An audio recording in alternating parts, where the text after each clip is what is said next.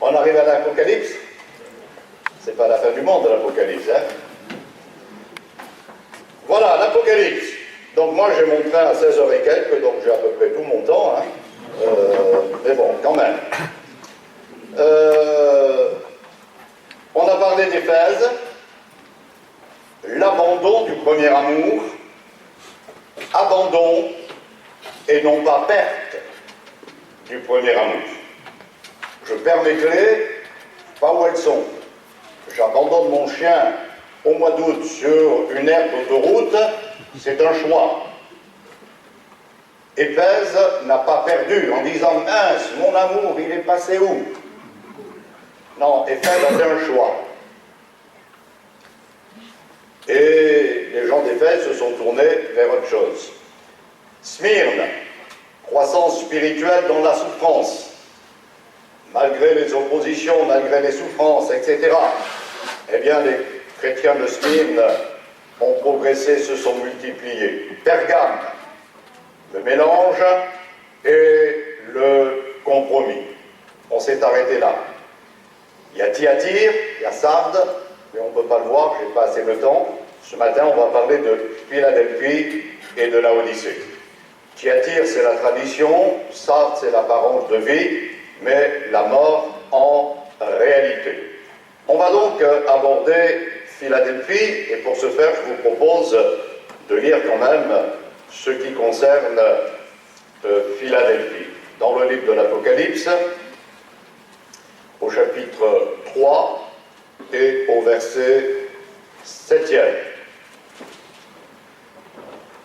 Écrit à l'ange de Philadelphie, voici ce que dit le Saint, le véritable, celui qui a la clé de David, celui qui ouvre et personne ne fermera, celui qui ferme et personne n'ouvrira. Je connais tes œuvres, parce que tu as peu de puissance, que tu as gardé ma parole, que tu n'as pas renié mon nom. J'ai mis devant toi une porte ouverte que personne ne peut fermer. Voici, je te donne quelques-uns de ceux de la synagogue de Satan, qui se disent juifs et ne le sont pas, mais qui mentent.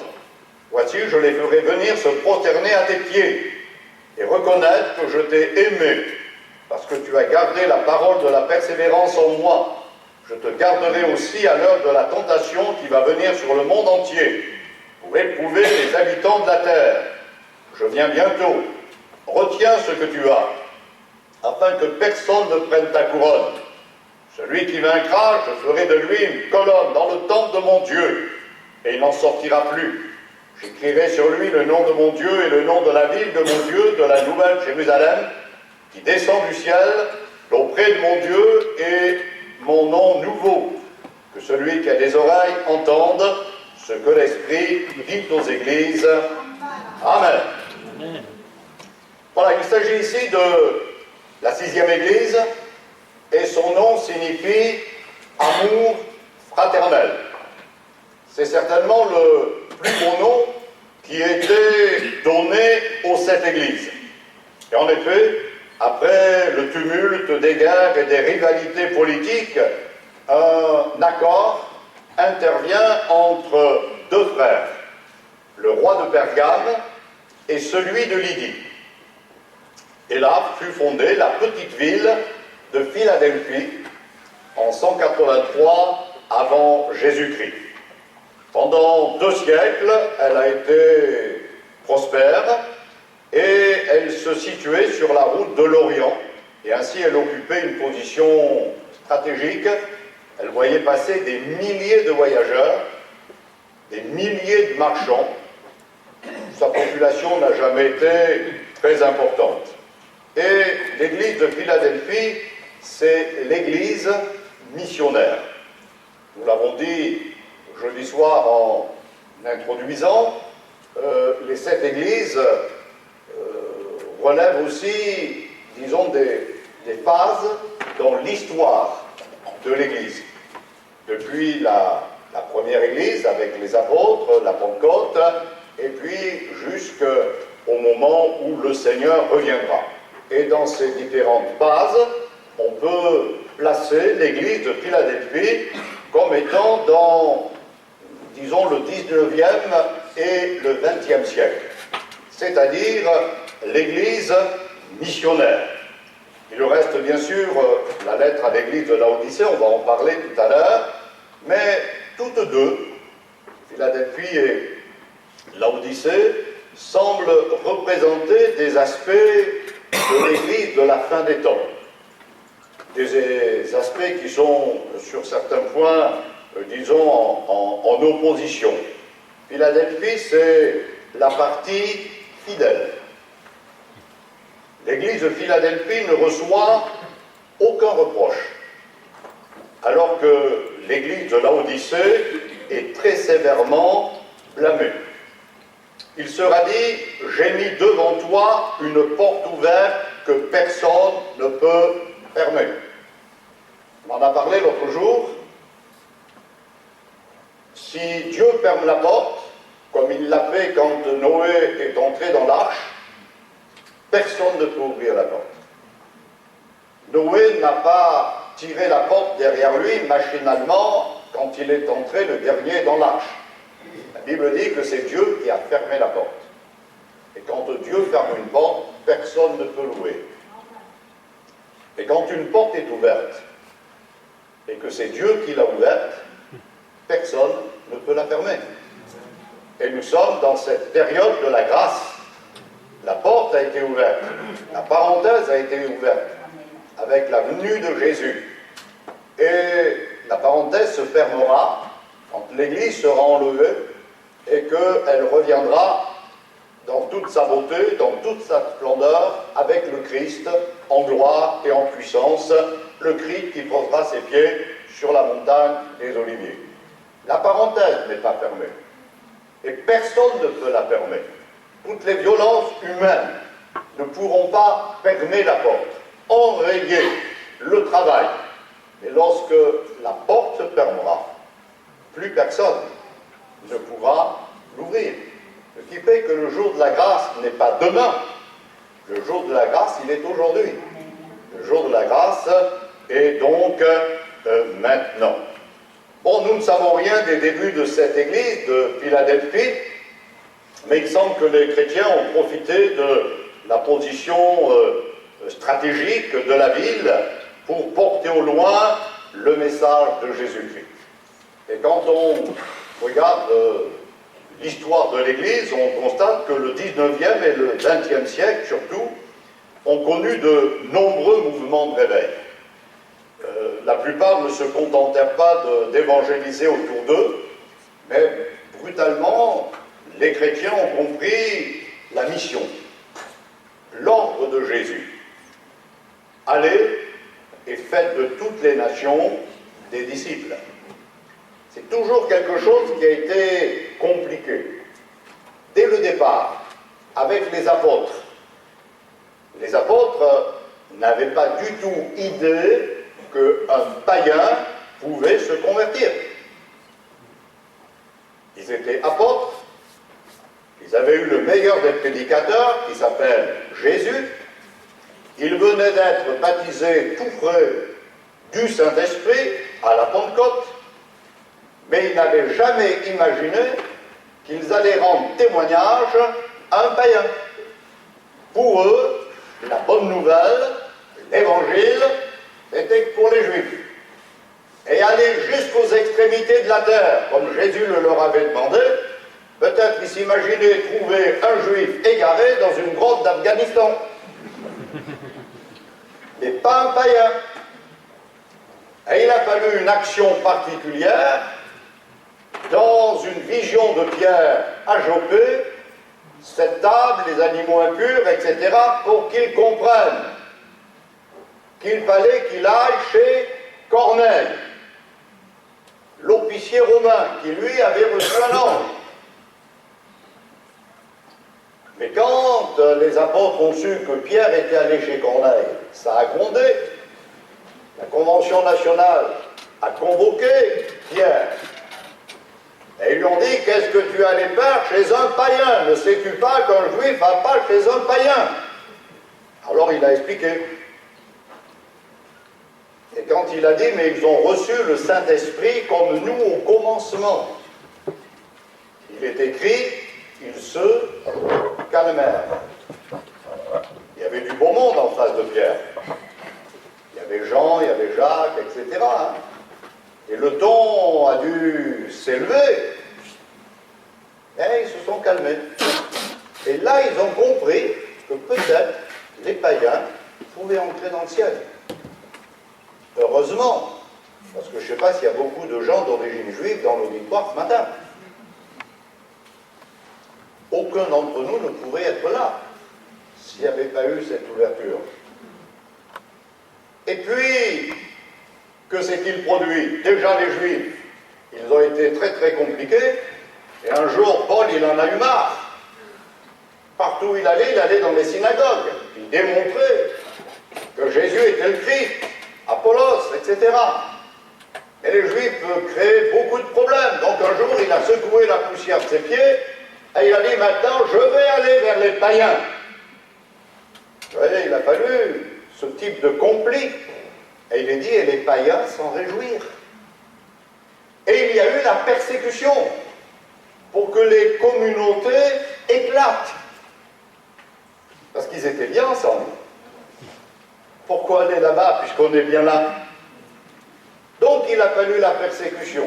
Et c'est ainsi que rapidement, tout le bassin méditerranéen a été gagné à l'Évangile parce que on a employé les voies de communication romaines de l'époque.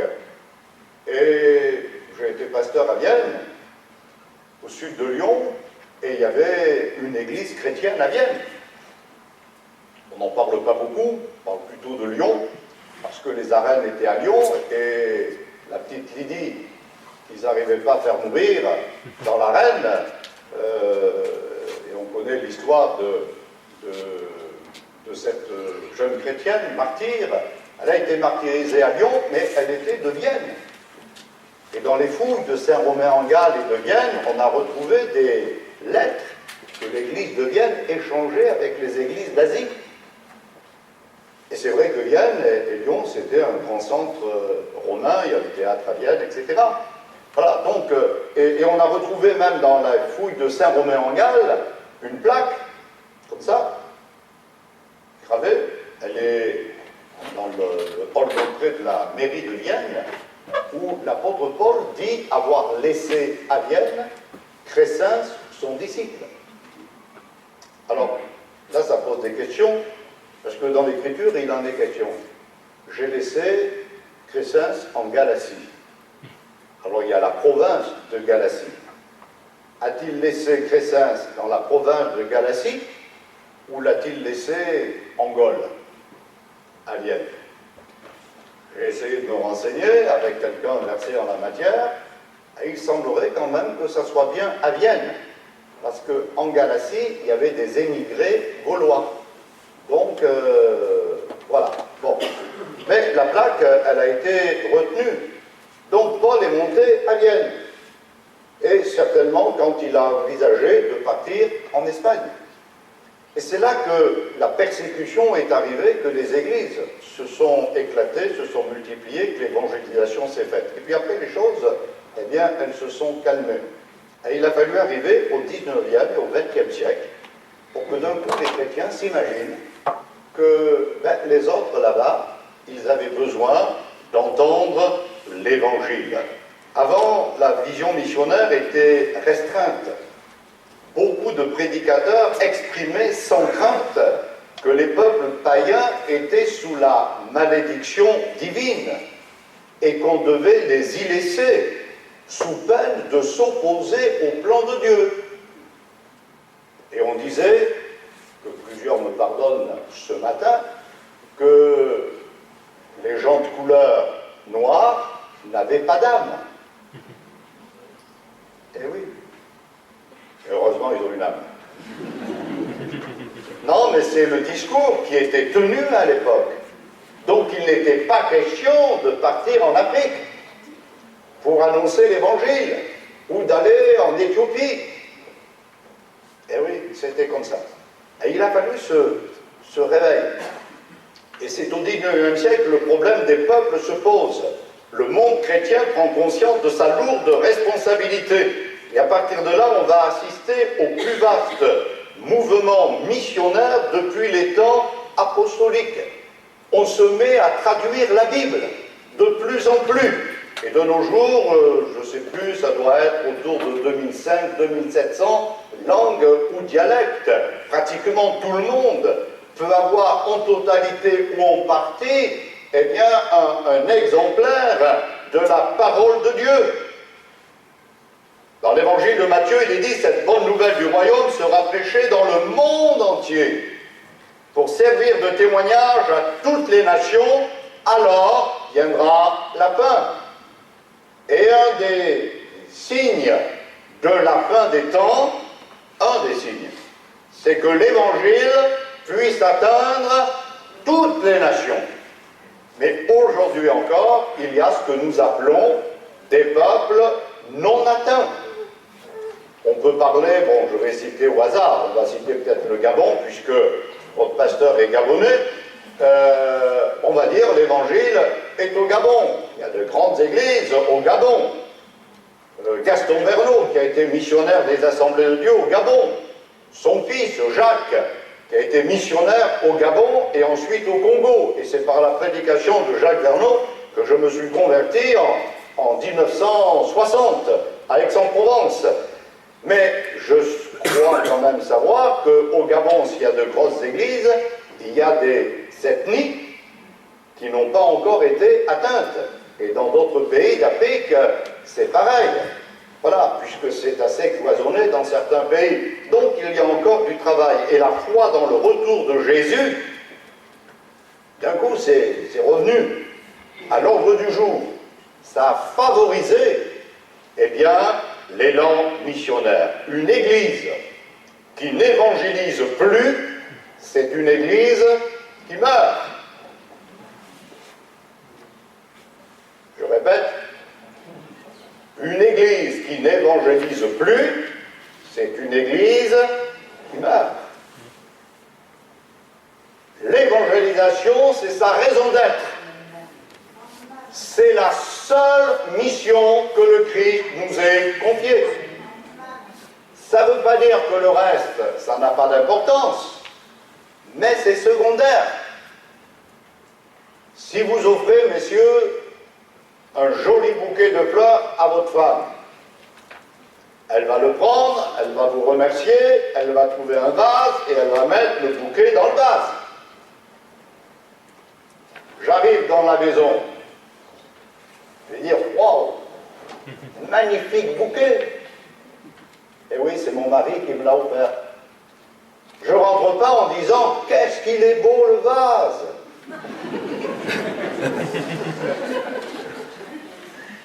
Ce qui saute aux yeux, c'est le bouquet. Même si le vase, c'est du baccarat. Je ne sais pas. C'est le bouquet. Alors, je reconnais, j'admets que pour proclamer l'évangile, il faut des supports. Mais il ne faut pas que les supports soient plus importants, prennent plus de place, nous prennent plus de temps que ce qui doit être porté. Amen. Et là, il y a matière à réflexion parfois. Nous devons l'évangile. Il est dit, allez. Il n'est pas dit, couchez-vous. Il est dit, allez. Allez, ça veut dire que je me lève et que je marche. Et il est dit, faites des nations des disciples. Donc il n'y a pas de tri à faire. J'aime cela, j'aime moins cela. Des nations. Remarquez, aujourd'hui, les choses sont facilitées parce que c'est les nations qui viennent à nous, la preuve de l'auditoire. Mais nous devons l'évangile à tout le monde, sans aucune exception. J'étais il y a 1 an et demi à Madaba, en Jordanie, et j'ai rencontré des jeunes femmes irakiennes de Mossoul. Les larmes d'une femme irakienne de Mossoul, elles ont la même valeur que les larmes d'une bonne Française de Dijon. Amen. Et l'une d'elles, entre autres, j'avais remarqué dans l'auditoire, elles étaient une vingtaine, et je l'avais remarqué dans le fond, là, assez prostrée. Et du coup, j'ai demandé au pasteur, j'ai dit, mais cette jeune femme là-bas, en fin de compte, elle comptait plus combien de fois elle avait été violée, et en plus, elle était atteinte d'un cancer au sein. Et elle était profondément marquée. Donc on a essayé de parler avec elle, et puis on a essayé de voir, puisqu'on connaissait bien le consul de France à Jérusalem, de récupérer son dossier, et de voir par le consul de France à Jérusalem si on ne pouvait pas faire quelque chose pour elle, pour la sortir de là, et pour la faire venir en Europe. Mais cette femme, elle est semblable à une bonne femme française. Sa souffrance, c'est la même.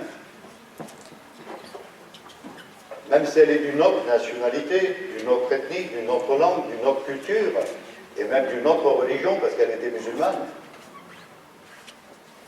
C'est pareil. On est du même sang, on est de la même chair. Et on doit l'évangile à tout le monde. Les secrets de la victoire de Philadelphie, c'est l'obéissance à la parole de Christ. Il sera dit, tu as gardé ma parole. Elle sentait sa faiblesse, mais elle était forte dans l'autorité de la parole de Dieu sur elle.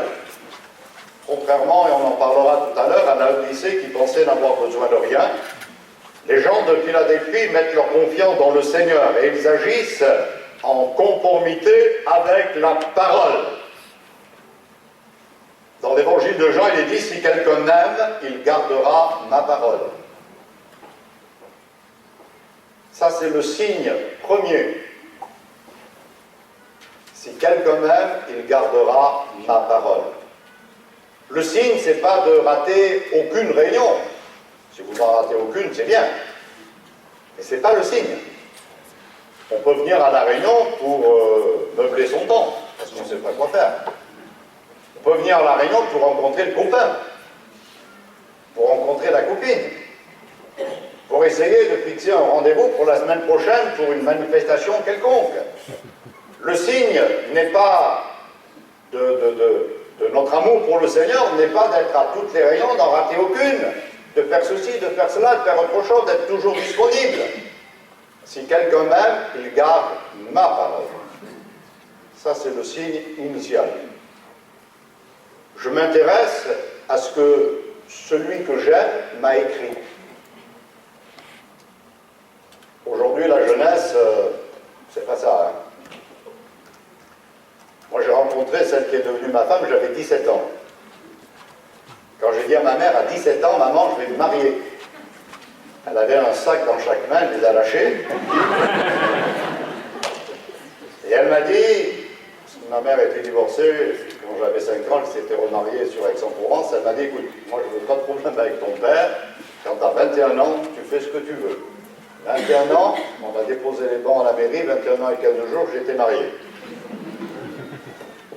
Mais pendant 4 ans, on s'est écrit tous les jours.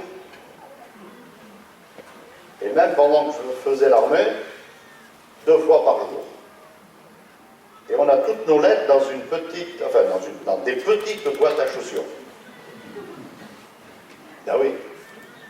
Les lettres que j'ai écrites, les lettres qu'elle m'a écrites. On s'aime, on garde la parole. Voilà. Et là, j'ai fait en principe mon dernier déménagement, puisque je suis plus en charge d'église, je suis revenu au pays, au village où ma femme est née, et on avait un bien. Et quand on a fait notre dernier déménagement à Perpignan, et qu'on a retrouvé, bien sûr, une petite boîte, déjà on en a ouvert une, et on a regardé quelques-uns de nos écrits, ça fait un peu bizarre. Et puis on s'est dit, bon, on va s'en débarrasser. Parce que nos enfants ou les petits-enfants, s'ils trouvent ça... Et puis on n'y est pas arrivé. Donc c'est dans la mezzanine. Ceci pour dire, c'est des échanges. 50 ans après, ça fait 53 ans que je suis marié, 53 ans après,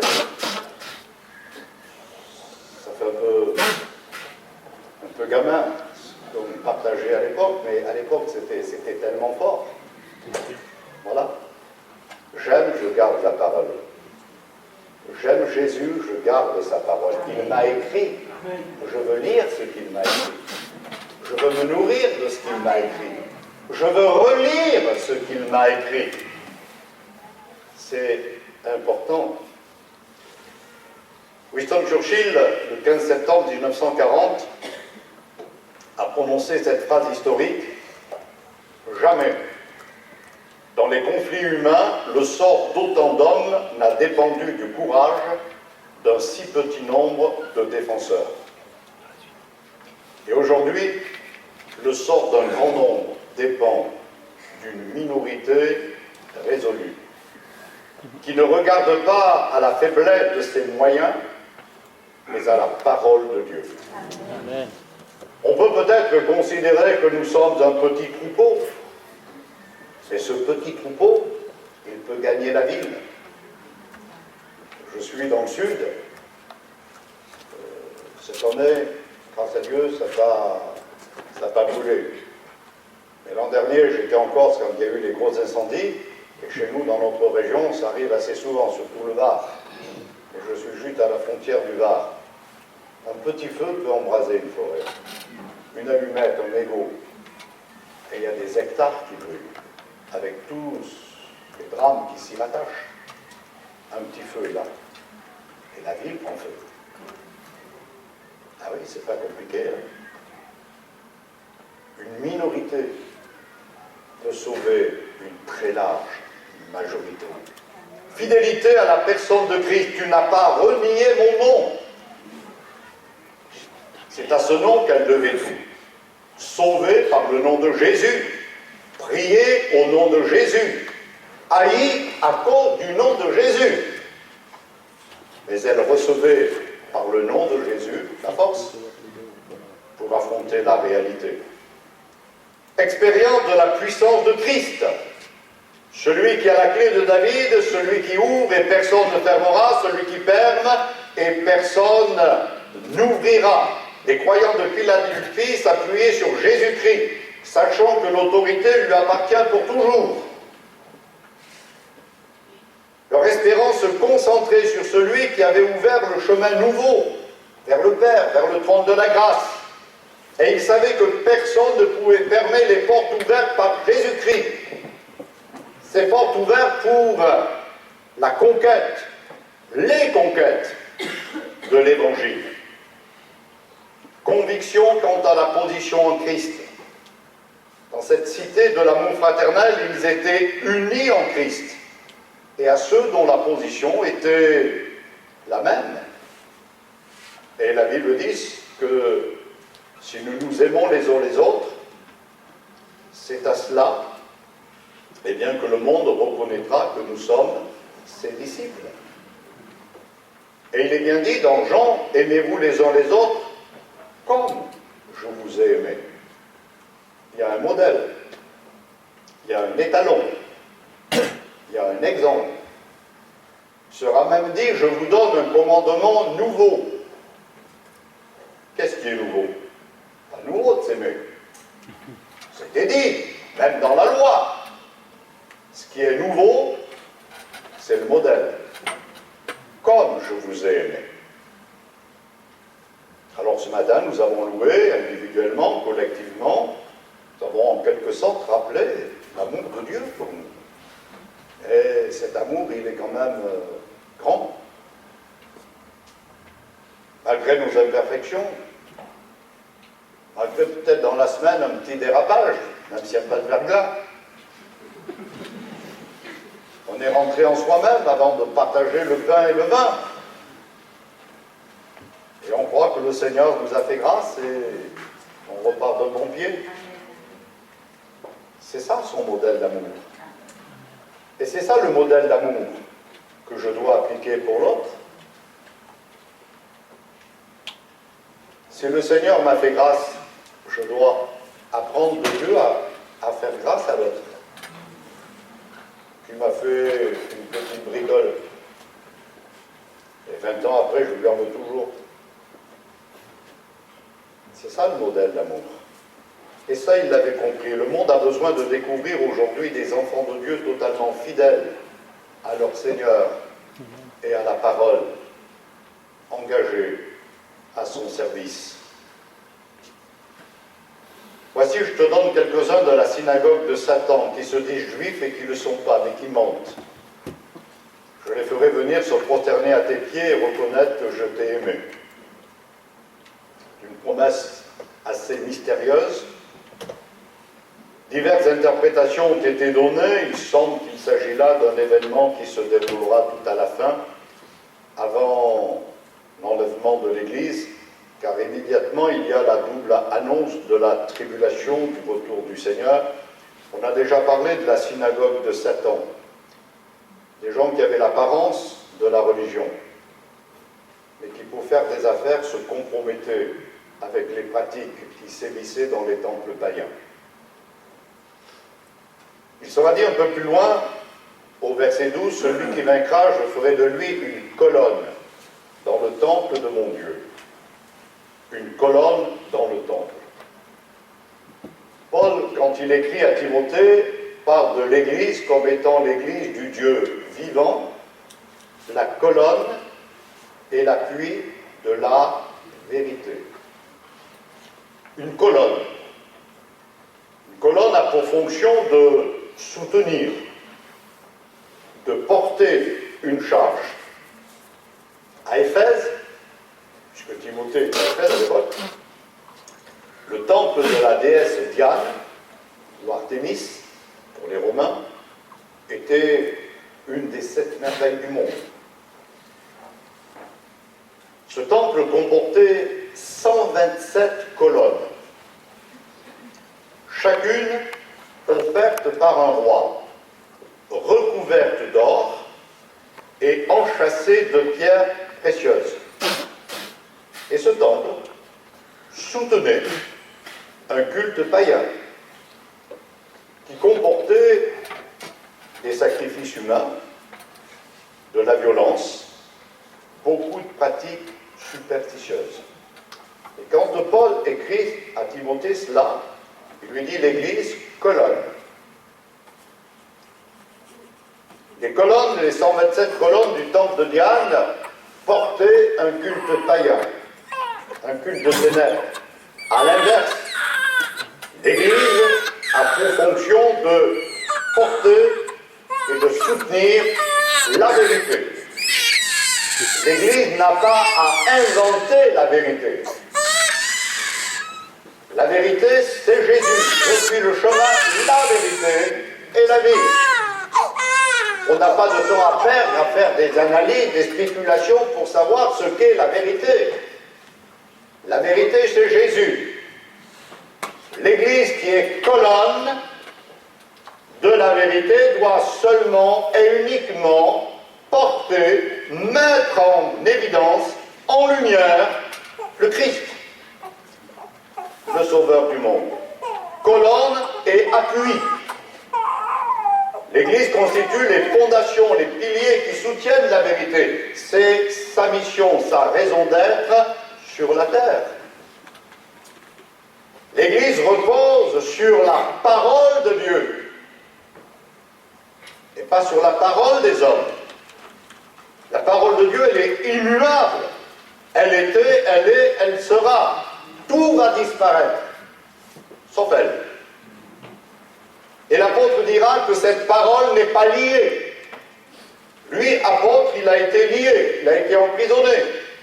Il a eu parfois un petit peu de latitude pour quand même recevoir, enseigner, et puis il va mourir en martyr.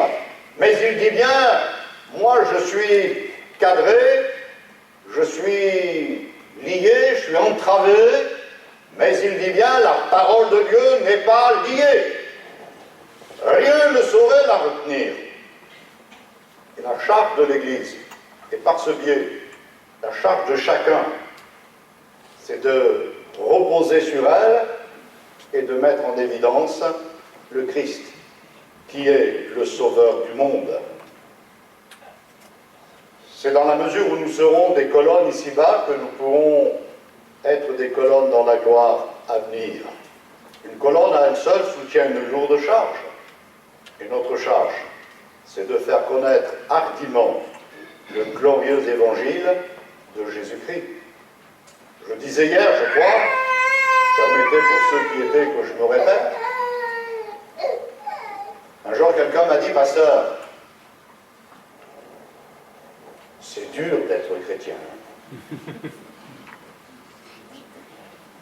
Et j'ai répondu, est-ce que c'est facile d'être tailleur? Alors moi j'habite pas loin de Marseille, 90 km, et à Marseille il y a la prison des Baumettes. Allez faire un micro-trottoir à la prison des Baumettes, demandez à ceux qui sont là-bas si c'est facile d'être un tailleur. Alors on va quand même pas trop se plaindre de notre sort, surtout nous en Occident, quand même. Entrer dans la page, je suis chrétien, non, tu peux pas.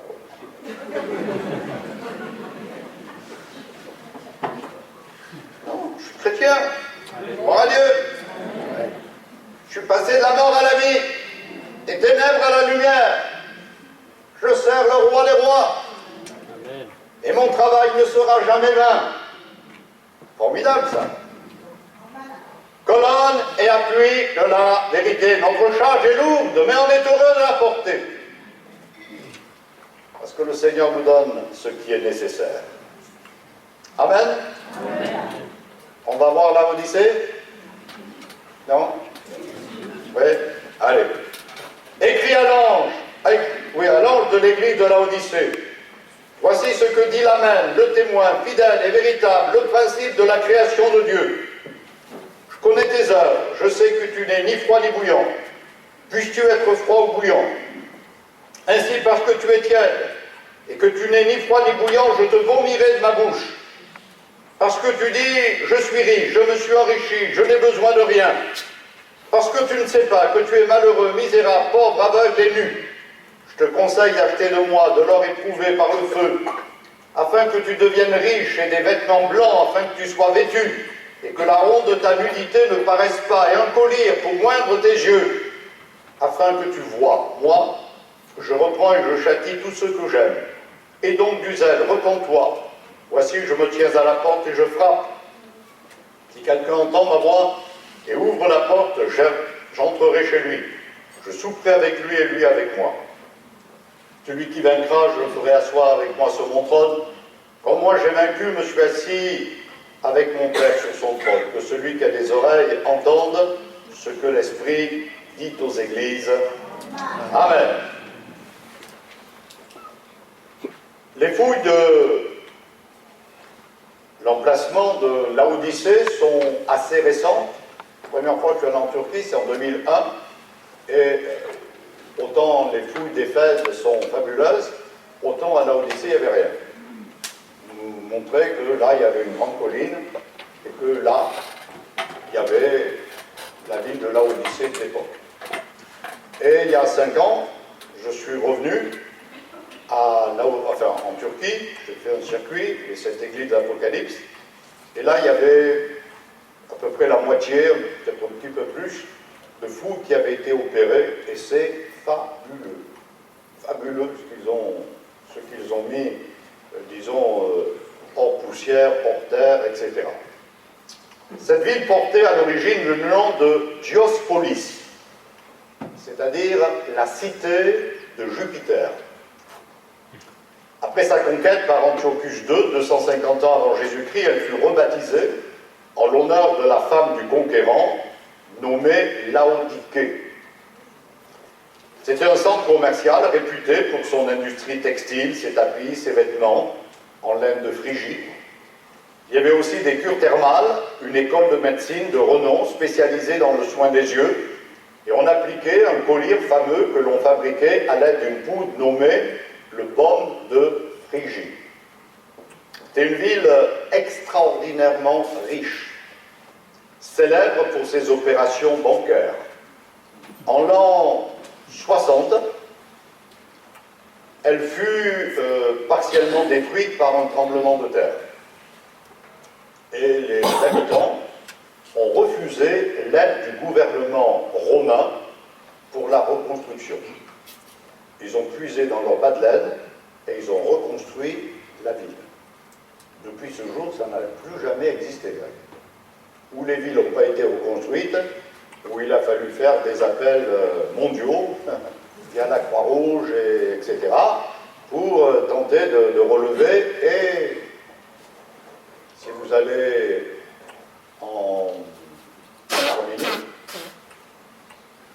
le tremblement de terre, il a eu lieu il y a des années et des années, et tout n'a pas été reconstruit. Il y a encore des gens qui sont dans les petits baraquements. On ne sait pas où ils sont passés les sous. Enfin bref, eux, ils ont puisé dans leur bas de laine, tellement ils étaient riches, et ils ont dit, les Romains, nous on ne connaît pas, on ne peut rien avoir à faire avec vous, on va reconstruire notre ville.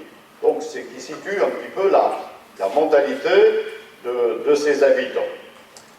Paul rappelle dans l'Épître aux Colossiens le combat spirituel qu'il a soutenu en faveur des chrétiens de Laodicée.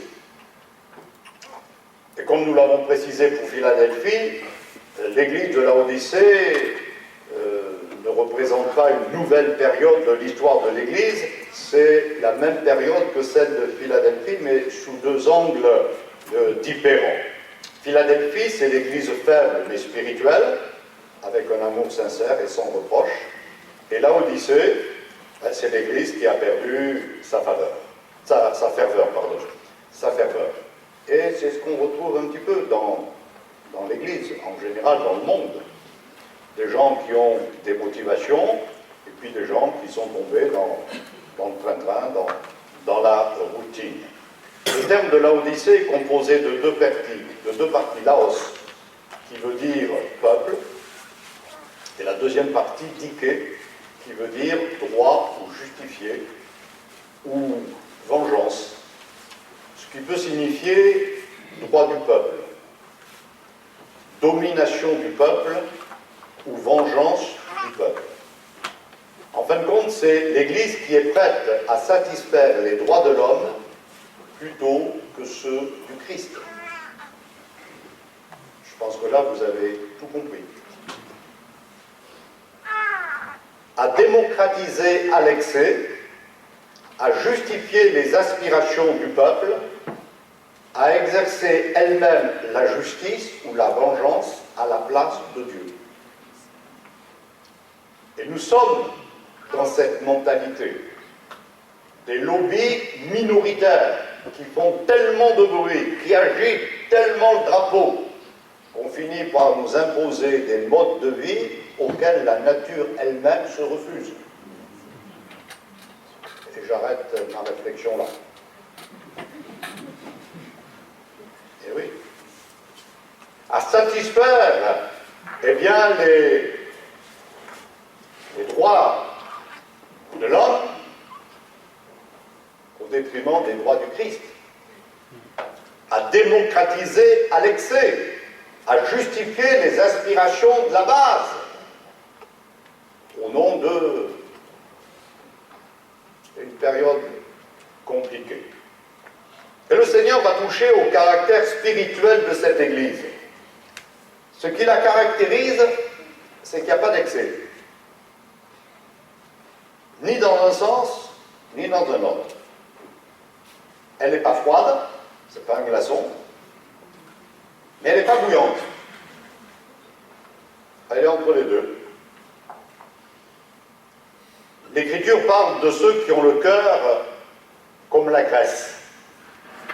Je ne sais pas si ça vous est arrivé de prendre un bloc de graisse. Vous le mettez dans votre main et puis vous serrez très fort. Et ça sort entre les doigts. Au bout du compte, il ne vous reste rien dedans. Hein. C'est tout passé là.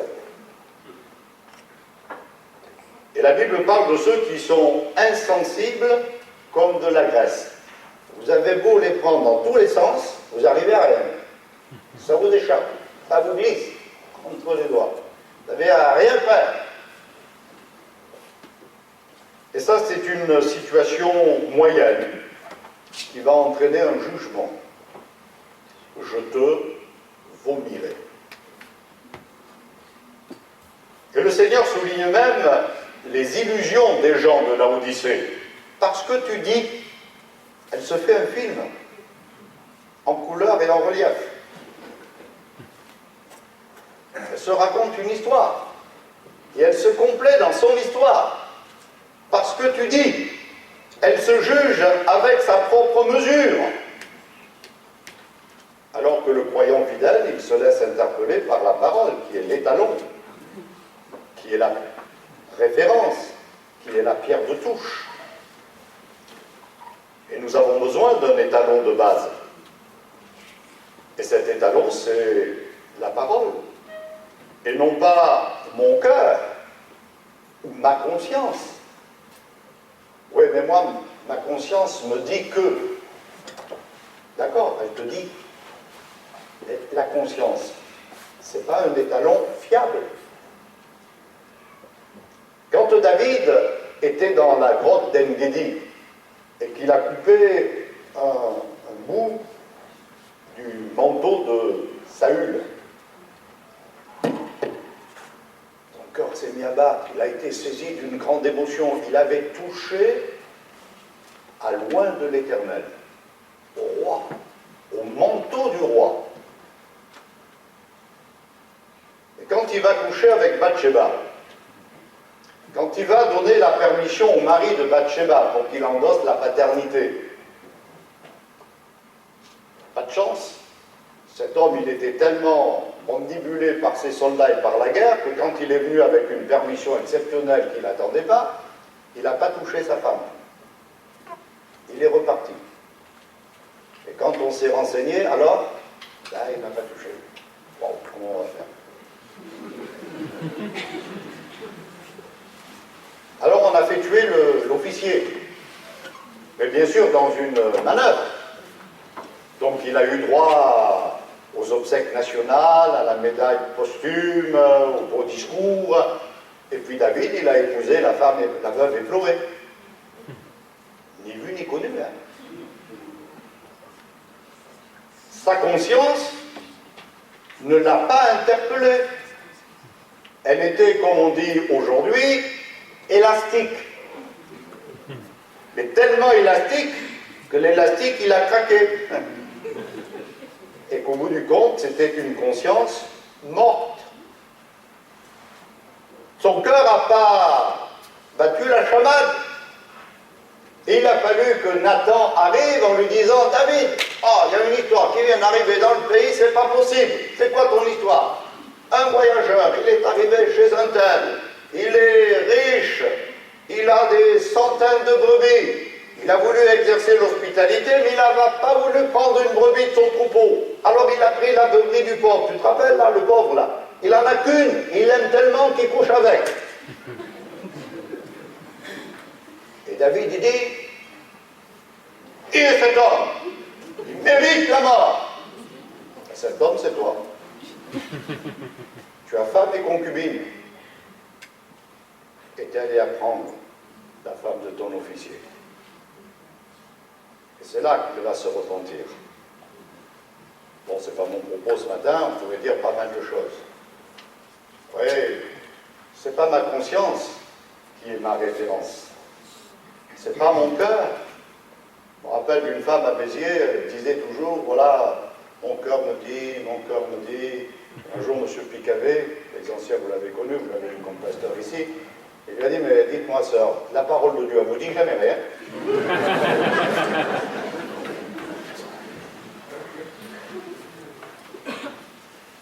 Peut-être aux plus anciens, ça vous rappelle ces réflexions. Hein.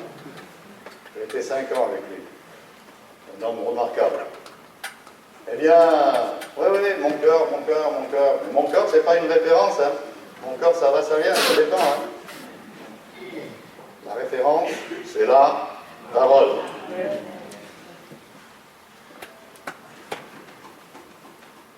Alors, la vision de Dieu était tout autre.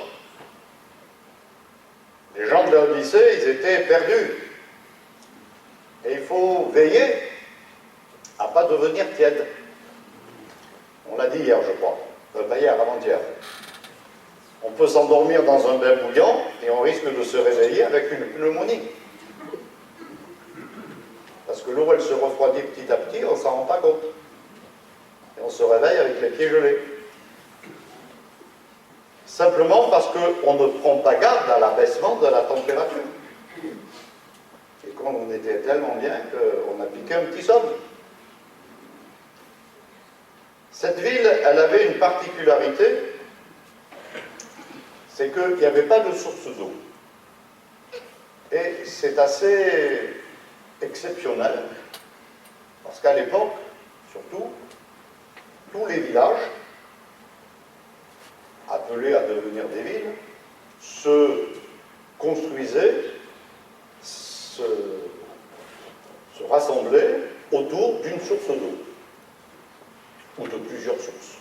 Mais il fallait de l'eau pour soi, pour les animaux, pour les cultures, voilà. Donc on se rassemblait autour d'une source d'eau ou à proximité d'une source d'eau. Et à Laodicée, il n'y avait pas de source d'eau. Il y avait un aqueduc. Il reste d'ailleurs quelques éléments de cet aqueduc qui amenait l'eau des montagnes, qui était distante d'à peu près 20 km. Et lorsque l'eau parvenait à la ville, elle était tiède, parce qu'il fait très très chaud dans cette région. Et elle était sale. Il y avait la poussière, il y avait... Voilà. Et quand elle arrivait là, ben, les gens, ils avaient soif, ils recrachaient, c'était imbuvable.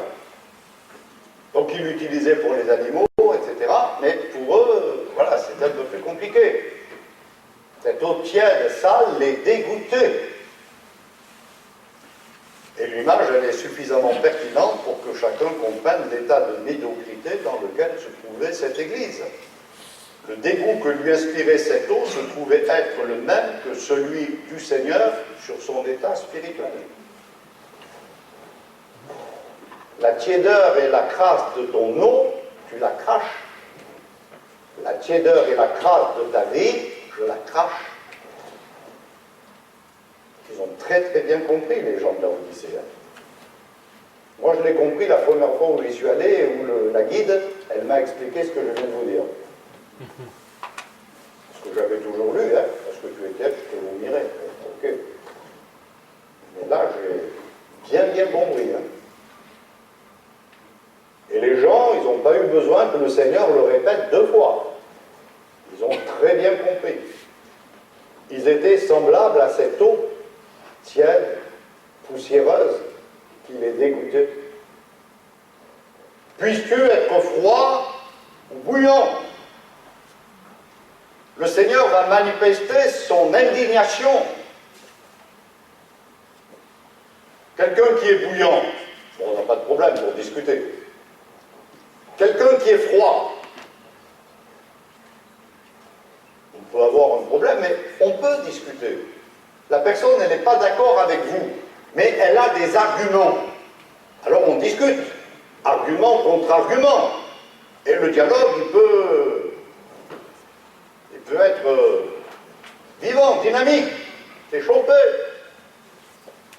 Mais quelqu'un qui est tiède, vous ne pouvez pas discuter. Il s'en fiche.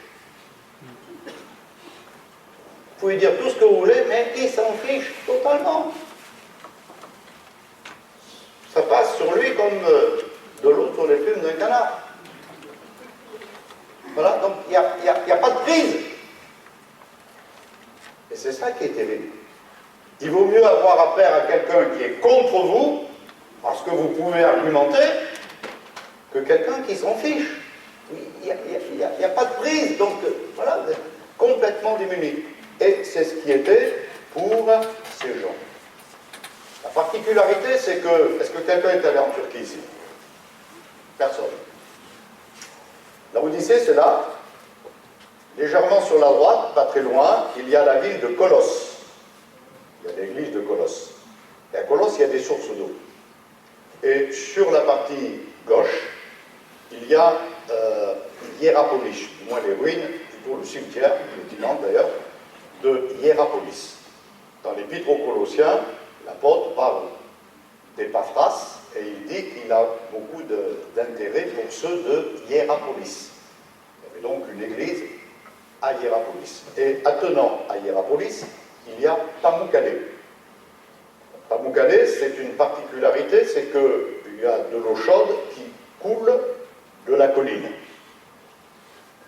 Grande colline ou petite montagne, enfin, voilà, ça coule. Et quand vous arrivez comme ça, c'est très chaud, c'est très désertique, et d'un coup, vous avez l'impression que vous êtes au Mont Blanc. C'est tout blanc.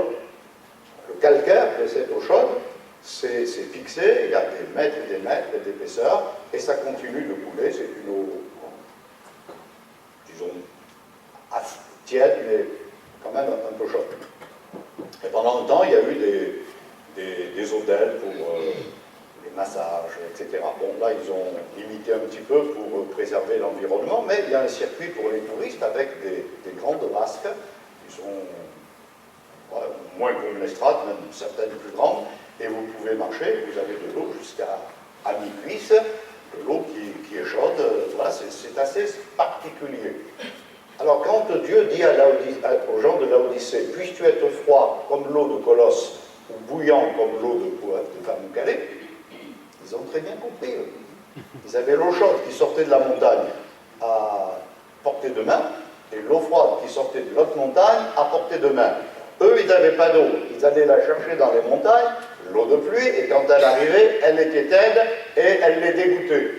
Et Dieu dit, si tu étais froid comme à Colosse, on pourrait s'en sortir, si tu étais chaud comme à Pamukkale, on s'en sortirait aussi, mais comme tu es tiède, je te rejette. C'est pas plus compliqué que ça. Je te vomirai de ma bouche. Et vous noterez que le Seigneur s'exprime au futur. Il ne dit pas je te vomis, je te vomirai. Il veut encore user de moyens de grâce pour les arracher à la perdition. La condamnation n'est pas encore tombée sur eux. Il y a une main qui se tend. Et quand je regarde à l'Écriture, je constate qu'il y a toujours une possibilité de salut, de rattrapage, de se ressaisir. Et là, je fais une petite parenthèse, mais j'en profite. La prophétie, parler en langue, interprétation, prophétie. La prophétie, c'est quoi? Elle enseigne, elle exhorte, elle console. Pointe à la ligne. Parce que parfois, dans nos églises, on entend des gens qui prophétisent, mais aïe aïe aïe. C'est ni une exhortation, ni une consolation, ni un enseignement. Donc pour moi, ce n'est pas une prophétie.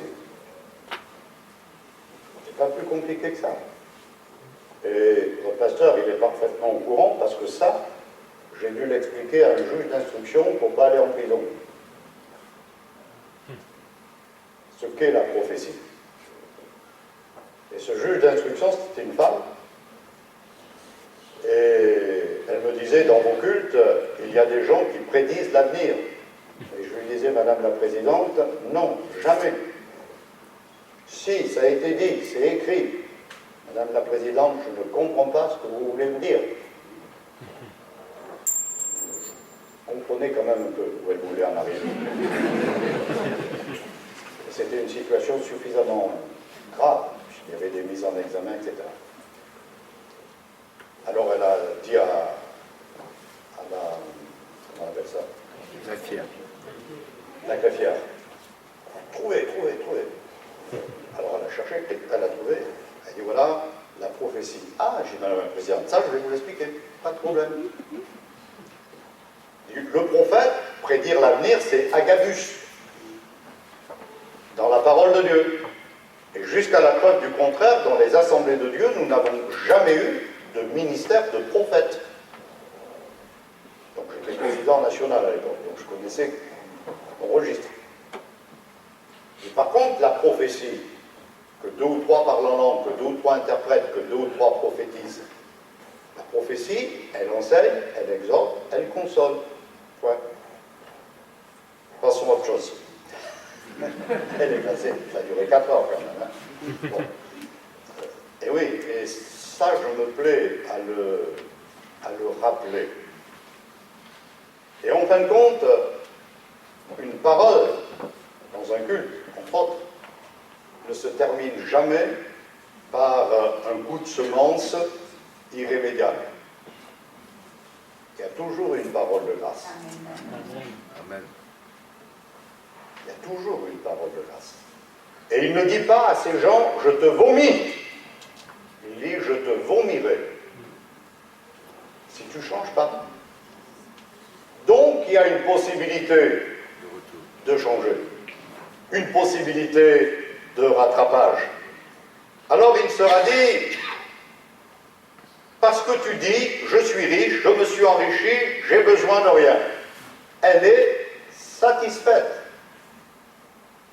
Il y a une partie de vérité. Vous savez, dans les plus gros scoops, il y a toujours un peu de vérité. Et il y a une partie de vérité. C'est vrai qu'elle s'est enrichie. Quand ces gens ont rencontré le Seigneur, ils étaient pauvres. Et ils se sont enrichis. Ça, c'est vrai. Je suis riche. Je me suis enrichi. Ça, c'est la vérité totale. Rien à redire. Je n'ai besoin de rien. Ça, c'est faux. Ça, c'est faux. Et nous aurons toujours besoin que celui qui est debout prenne garde de tomber, dit l'Écriture. Élie, si on avait fait un interview, comment tu vois Dieu? Moi, Dieu, c'est le feu qui tombe du ciel, c'est le tremblement de terre, c'est ceci, c'est cela. Oui, mais Dieu, c'est pas que ça. Mais lui, il avait vécu que ça. Donc Dieu, c'était ça. Et il a fallu qu'il aille à la montagne de Dieu à Horeb. Il a fallu qu'il y ait un tremblement de terre, qu'il y ait, et il dit, et Dieu n'était pas là. Et puis à un moment donné, il y a eu un doux zéphyr, un vent léger. Et Dieu était là. Et ça, il ne l'avait jamais expérimenté. On peut avoir fait les plus belles expériences. On n'a pas tout expérimenté. Ce que nous affirmons, c'est vrai, parce que c'est notre expérience. Mais la doctrine, ce n'est pas la doctrine de l'expérience, c'est la doctrine de la parole. Un jour, j'allais dans une réunion, enfin dans une visite, pardon, il y avait un couple âgé, très sérieux, très consacré, lui c'était même le trésorier de l'église, c'est tout jeune pasteur. J'arrive et le frère il me dit, bon, asseyez-vous, là je finis de parler avec le visiteur qui est là. Donc il y avait un jeune chrétien qui était là. Et puis je l'entends dire, voilà, ton cœur va battre, tu vas trembler. J'ai dit, excusez-moi, là, vous parlez de quoi? Ah ben je lui explique comment ça va se passer quand il va être baptisé dans le Saint-Esprit. Ah, je dis, c'est écrit où? Dans la... Il dit, non, non, non, c'est mon expérience. Ah oui, c'est la vôtre, mais moi c'est pas la mienne. Ça s'est pas passé comme ça. Et c'est tellement facile de laisser entendre que ce que j'ai vécu, l'autre doit le vivre, parce que ça, c'est la norme. Mais c'est pas la norme. Quand Jésus a dit à ses disciples, vous recevrez le Saint-Esprit, il ne savait pas du tout comment ça allait se passer. Nous déjà, on lit comment ça s'est passé pour eux, on a entendu à droite à gauche un petit peu comment ça s'est passé pour les uns les autres, mais eux, ils n'avaient rien. Vous recevrez. 10 jours après, ils n'avaient toujours pas reçu. Alors est-ce qu'ils avaient raté le coche? Est-ce que le Saint-Esprit était venu sans qu'ils s'en rendent compte? Peut-être ils ont posé la question. Au point que, quand les langues de feu sont venues, ils étaient assis, ils n'en pouvaient plus. Alors est-ce que c'est une norme? Surtout, asseyez-vous pour être baptisé du Saint-Esprit. Parce que si vous êtes à genoux, vous ne le recevrez jamais. Si vous êtes debout, vous ne le recevrez jamais. C'est assis. La Bible le dit, ils étaient assis. C'est comme ça qu'on part dans les dérives. J'étais assis parce que j'étais fatigué. Voilà. Et il faut faire attention de ne pas imposer à d'autres ce que nous, on a vécu. Ce qu'on a vécu, on l'a vécu, c'est nous. Mais nous, c'est nous. Et Élie, il a vécu le vent léger. et Dieu était là. Et malgré tout ce que j'ai pu vivre, je n'ai pas découvert toutes les facettes du Seigneur. Amen. Il y en a encore à découvrir. Donc je ne peux pas dire j'ai besoin de rien. J'ai l'essentiel. Non. Il y a des choses belles, formidables, que je peux encore découvrir par différentes circonstances. Elle n'avait plus d'amour à offrir à Dieu. Elle s'aimait trop elle-même. J'ai besoin de rien. Wow. Qu'est-ce que je vais offrir à Dieu? Je suis tellement content de moi. C'est ce qui a perdu Osias. C'est ce qui a perdu le premier roi d'Israël, Saül. Et c'est ce qui peut nous perdre. Parce que tu ne sais pas. Je te conseille. Les gens de Laodicée sont confrontés à la réalité. Et quelle réalité? J'ai besoin de rien. Et moi je te dis que tu es malheureux, misérable, pauvre, aveugle et nu. C'est autre chose, hein? C'est franchement autre chose. Le conseil de Dieu est là, mais la grâce de Dieu est là aussi. L'obéissance à la parole deviendra une source de bénédiction. Alors chacun connaissait l'importance de ces trois aspects. Là aussi c'est pratique. De l'or éprouvé par le feu. Je te conseille d'acheter de l'or éprouvé par le feu. Et c'est seulement quand l'Église achètera l'or et l'argent de la parole de Dieu, de la vraie foi, de la position en Jésus-Christ, qu'elle prendra conscience de l'inutilité des valeurs éphémères sur lesquelles elle s'appuie si volontiers. Pierre pouvait dire, je n'ai ni or ni argent. Mais ce que j'ai, je te le donne, au nom de Jésus-Christ. Lève-toi et marche. Des vêtements blancs. Ceux qui s'enrichissaient par l'industrie textile, le Seigneur leur propose des vêtements. Dieu voyait la nudité des christianisés de la ville et il leur offre le vêtement blanc de la justice de Christ. Du collyre, on a dit tout à l'heure, il y avait des cliniques, on soignait les yeux, on venait de loin pour se faire soigner. Il y avait de graves troubles visuels. Presbyte, on aperçoit nettement ce qui est éloigné, mais on néglige la vie chrétienne quotidienne. Myope, nous ne voyons que ce qui nous touche, dans l'immédiat, comme Jonas. Quand le ricin est mort, il n'était pas content, hein? Il n'avait plus d'ombre sur sa tête. Maintenant que les gens de Ninive meurent, ça, c'était pas son problème.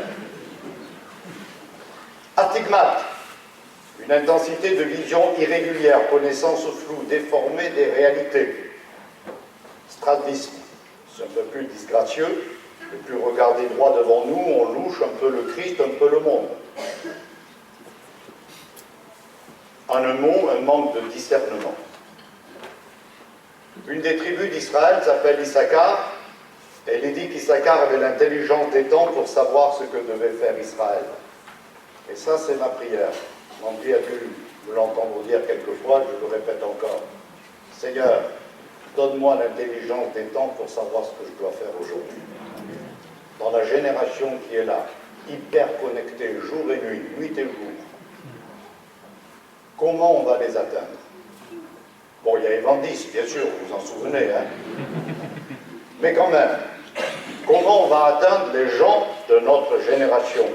Donne-nous l'intelligence, et seul le collyre de sa vérité peut apporter la guérison pour que je vois clair, net.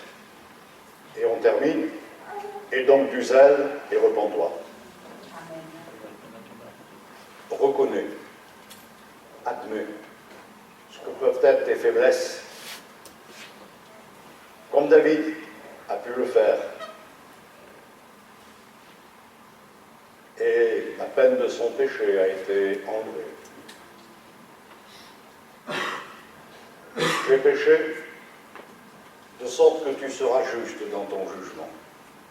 Autrement dit, ce que tu vas décider, je l'accepte. Et ce que Dieu a décidé, ça n'a pas été simple. L'enfant qui est né de cette union illégitime est mort. Il ne faut pas l'oublier, ça.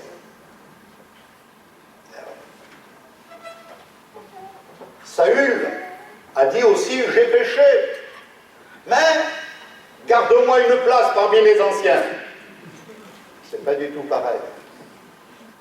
Et il se suicidera en se jetant sur son épée, sur le mont Gilboa. Toute la différence est là.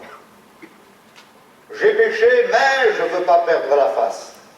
J'ai péché, c'est la décision. Et David sera l'homme selon le cœur de Dieu, non pas parce qu'il était parfait, mais parce qu'entre autres, il était capable de reconnaître son péché. Et donc du zèle et repens-toi, admets, reconnais.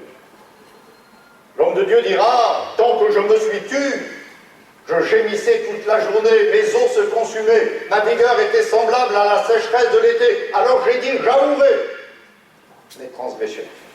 Je reconnaîtrai, j'admettrai. Et tu as effacé la peine de mon péché. Tant que je me suis tu, tant que je me suis replié sur moi-même, tant que j'ai tourné le dos à Dieu, tant que j'ai rejeté les conseils, rien n'a fonctionné. Moralement, spirituellement, matériellement parlant.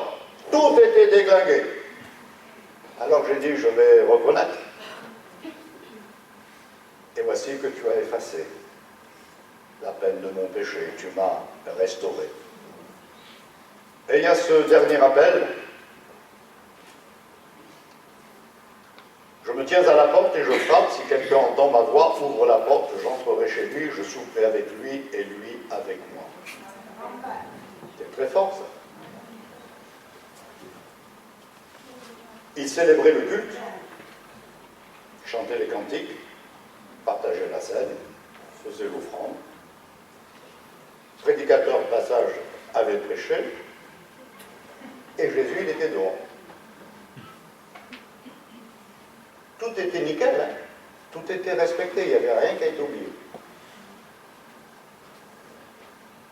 Et le Seigneur dit, je suis dehors, je suis à la porte. Et je frappe, s'il y en a au moins un qui entend et qui vient ouvrir, je vais entrer. On pourrait des fois faire tout. Le pasteur, qu'est-ce que vous avez à me reprocher? Je fais tout. Pas de problème. Et le Seigneur, il est où? Un nouveau pasteur est arrivé dans une église, il va faire une visite, le monsieur n'est pas là, il tombe sur la chrétienne, il va avoir un entretien, etc. Et le soir, le mari rentre du travail, et la femme, elle dit à son mari, ah, il y a le pasteur, il est passé à la maison. Ah, ça s'est bien passé, oui, impeccable. Il a demandé si le Seigneur habitait à la maison. Bah, je lui ai quand même dit qu'on allait aux réunions. Oui, mais c'est pas ça qu'il a demandé. Et oui, mais tu lui as dit qu'on était fidèles dans notre offrande. Oui, mais c'est pas la question qu'il m'a posée. Oui, mais... Non. Il a demandé si Jésus habitait chez nous.